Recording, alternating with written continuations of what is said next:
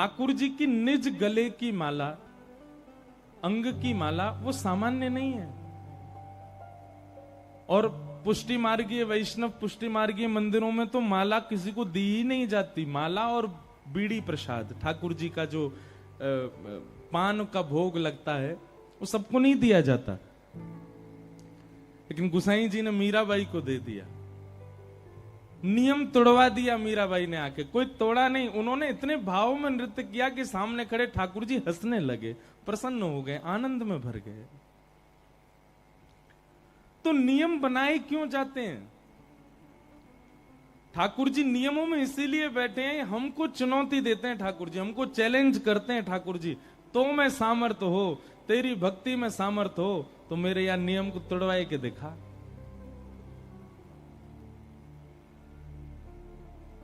ऐसे ठाकुर जी।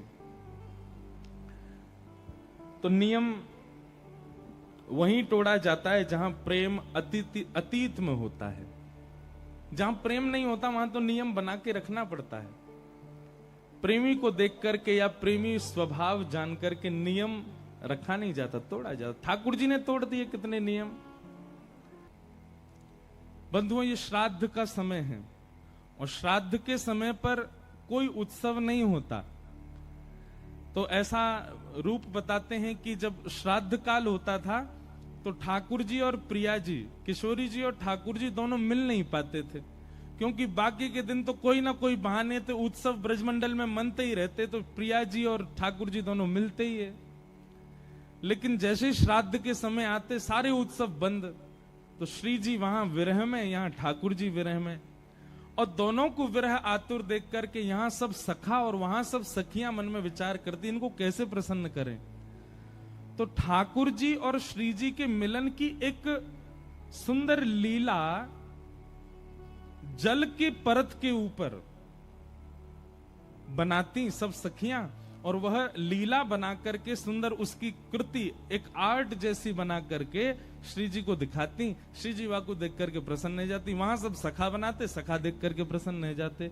इस प्रकार सांझी उत्सव हुआ। फिर सांझी में और भी कथाएं आती हैं कि ठाकुर जी को पता चली कि श्री जी को सब सखियां सांझी बना के दिखाती हैं, तो एक दिन ठाकुर जी भी सखी बन के पहुंच गए, और सखी बन के गए, और श्री जी के मन में जो चल रहा था, श्री जी ने अपने मन में विचार कर रखो कि आज अगर श्याम सुंदर मिलते तो उनसे ऐसे मिलती, उनसे वह कुंड पे मिलती, वह सरोवर पे मिलती, ऐसी पोशाक पहन के जाती, ये पूछती, ये बताती। ये सारी बातें श्री जी के मन में चल रही थी।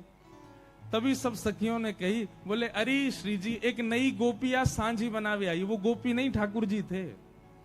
लेकिन हमारे लाला पे छोरी बननो बहुत बढ़िया आवे, हमारे लाला पे कछु आवे चाहे नहीं आवे, लेकिन लाली बननो बहुत जोर को आवे।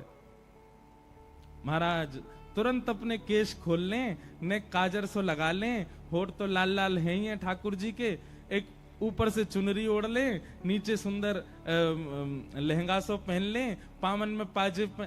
अच्छा, हमारे वृंदावन बिहारी लाल को देखो, वृंदावन में बिहारी जी की पोशाक देख करके कहीं से लगता है कि पुरुषों की पोशाक है ना। वो छोरीन की पोशाक पहने, वो श्री जी की पोशाक धारण करें। हमारे लाला ऐसे ही है। हमारे ब्रज में तो कहें, लाला तुमने बहुत बड़ी कृपा करी जो तुम लाला हो, कहीं तुम लाली होते तो।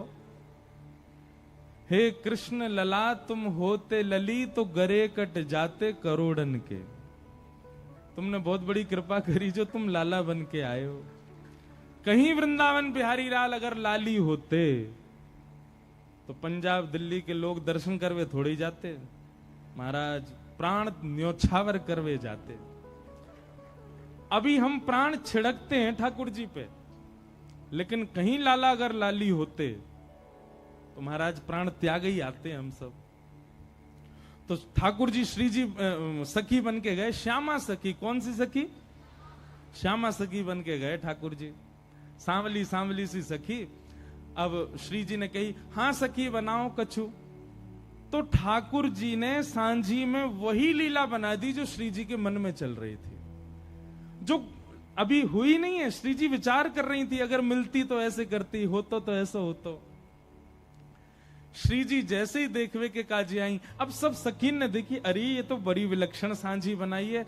लेकिन श्री जी ने जैसे ही देखी, जैसे वस्त्र श्री जी ने मन में विचार किए वैसे वस्त्र, जैसे जैसे जैसे पीछे को माहौल विचार कियो, ऐसी कुंज होगी, ऐसी नदी होगी, ऐसे ऐसे वृक्ष होंगे, ऐसे पुष्प होंगे, वो सब बना दिए। ये सब देखते ही श्री जी ने श्यामा सखी को, अरे श्यामा सखी ने अपना मोड़ो दिखाइयो। और जैसे ही ठाकुर जी को मुखमंडल देखो, नेत्रन में गाड़ करके श्री जी ने जैसे ही देखो महाराज, ठाकुर जी कितना छग में वेश बना लें, श्री जी यदि एक क्षण से ज्यादा ठाकुर जी के नेत्रन में देख लें तो ठाकुर जी सब आपो भूल जाएं अपनो। मई मूर्छा सी आ गई ठाकुर जी की तो। आहा, जब देखी वृषभानु जाही, बिच उठी हूक, वंशी रह गई हाथ में, फिर न लागी फूंक। इसीलिए हमारे वृंदावन में बहुत सारे कारण हैं, उनमें एक कारण ये भी है कि बिहारी जी में, राधा वल्लभ जी में, राधा रमन जी में श्री जी जो हैं वो घूंघट करके कायकू बैठी हैं। अगर श्री जी ने घूंघट ऊपर कर लियो, अगर श्री जी ने घूंघट उघार लियो, तो लाला यो ना खड़ो रहेगो, यो खड़ो रहेगो, उनको ही देखते रहेगो, क्योंकि श्री जी कोई निहारना ठाकुर जी का परम सुख है। इसलिए श्री जी ने मन में विचार किया, भैया इतने वैष्णव दर्शन करवे आएंगे, जे लाला उनको ना देखेगो, अगर मैं उघारी रहूंगी तो। या हमारे श्री जी घूंघट करके बैठी हैं ताकि ठाकुर जी हमको दर्शन दे सकें, नहीं तो लाल जी तो उनको ही दर्शन करेंगे।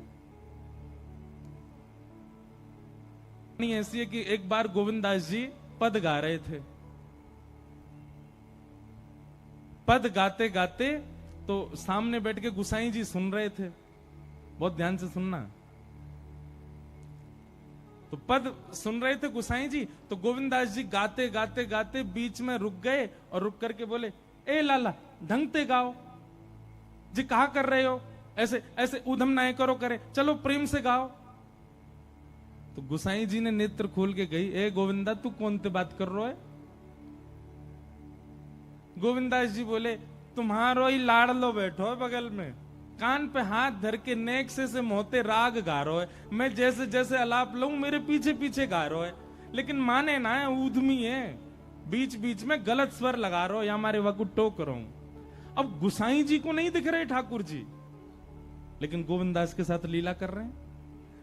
तो गोविंदास से गुसाई जी कहते हैं, गोविंद तुम कितने सौभाग्यशाली हो, जबकि गुसाई जी के शिष्य हैं गोविंदास, लेकिन फिर भी गोविंदास को दिखाई दे रहे हैं ठाकुर जी। गुसाई जी को भी दिखते थे पर कभी कभी लीला करते थे तब नहीं दिखते थे। तो गुसाई जी बोले, गोविंदा तुम कितने सौभाग्यशाली हो, ठाकुर जी तुमको दिखाई देते हैं। उनको कहना नहीं कि वो मुझे दिखें, मुझे बस इतना बताओ ठाकुर जी गा कैसा रहे हैं, ठाकुर जी जब गाते हैं तो उनका स्वर कैसा लगता है, ठाकुर जी जब गाते हैं तो उनका स्वर कानों को कैसा सुनाई देता है। गोविंदास जी आनंद में भर गए। गोविंदास जी बोले, जय जय, ठाकुर जी बहुत प्यारा गाते हैं, गोपाल जी इतना मधुर गाते हैं, इतना मधुर गाते हैं कि जब वो गाते हैं ना तो आकाश में गंधर्वजन खड़े होकर के कान लगा करके सुनते हैं ठाकुर जी को, रोम रोम खड़ा हो जाता है, इतना सुंदर स्वर है ठाकुर जी का।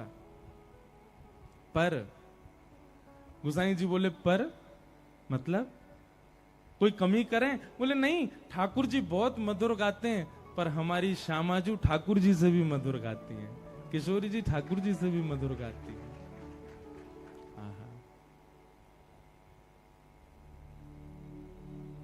बड़े सुंदर सुंदर पद गाए हैं रसिक जनों ने, किशोरी जी गाती हैं तो ठाकुर जी बैठ करके वंशी बजाते हैं किशोरी जी के पीछे। जैसे सहायक संगीतकार होते हैं ना मुख्य गायक के साथ में, ऐसे ही जब ठाकुर जी गाते हैं तो किशोरी जी वीणा बजाती हैं और ठाकुर जी गाते हैं, लेकिन जब किशोरी जी गाती हैं तो ठाकुर जी वंशी बजाते हैं, ललिता जी मृदंग बजाती हैं, विशाखा जी करताल बजाती हैं और बाकी सब सखियां मिलकर के नृत्य करती हैं। तो आपका जो ये प्रश्न है कि भक्तों को ठाकुर जी कैसे दिखते हैं, प्रत्यक्ष दिखते हैं, चलते फिरते उठते बैठते सब क्रिया करते हुए ठाकुर जी दिखाई देते हैं सब वैष्णवों को।